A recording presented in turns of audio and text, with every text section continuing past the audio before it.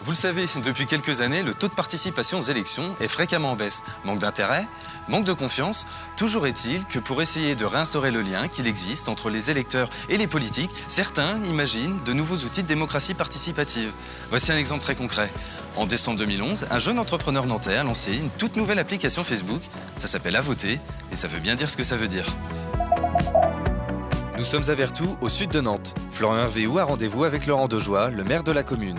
Il lui présente son nouvel outil de participation au débat politique, l'application À voter.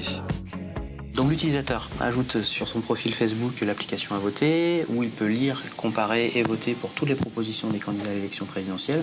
Tout simplement, il choisit son candidat, il choisit les différents thèmes, et il a les propositions qui s'affichent, et donc il peut voter pour, contre ou blanche proposition, ou aussi juger la faisabilité sur une échelle de 1 à 10. Si on extrapole à ce qu'on peut faire sur des collectivités locales ou des collectivités territoriales, on peut imaginer dans une mairie qu'un maire a une idée par rapport à un aménagement du territoire ou par rapport à l'ouverture, on va dire, d'une médiathèque, par exemple, et donc on va dire je veux ouvrir une médiathèque à tel endroit. Là, l'utilisateur peut dire je suis pour, je suis contre, et finalement après partager son avis sur la page Facebook de la mairie et venir dialoguer avec le maire. Voilà donc un outil de participation interactif dont pourraient se servir ses administrés. Qu'en pense monsieur le maire ?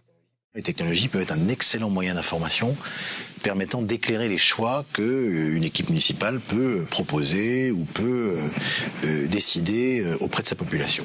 Après, la vraie question est de savoir si on peut substituer aux instruments de démocratie classiques, tels que le vote par exemple, l'utilisation des technologies. Parce que la démocratie, elle se nourrit aussi de débats, de pédagogie, elle se nourrit de l'échange physique, qui n'est pas toujours possible, par exemple, par le biais des technologies. La démocratie participative telle qu'elle existe aujourd'hui, la voici.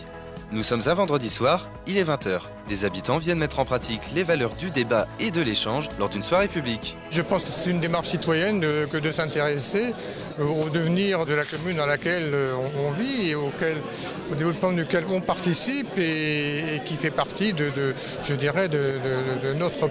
C'est notre chose aussi, une commune.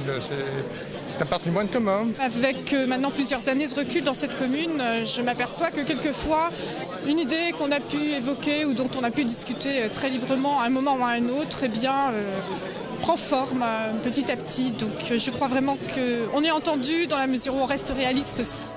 Question posée à un politologue, l'instantanéité du vote en ligne ne serait-elle pas une menace pour ces instants d'échange ? Le fait de voter oui ou non pour un projet, ce sera probablement peut-être un élément d'information supplémentaire.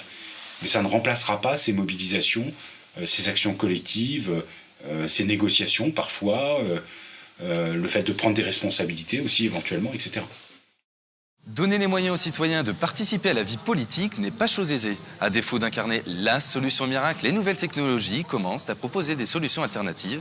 Pourront-elles contribuer efficacement à l'implication des citoyens dans la vie politique en 2030 ? Pour le savoir, rendez-vous dans 20 ans.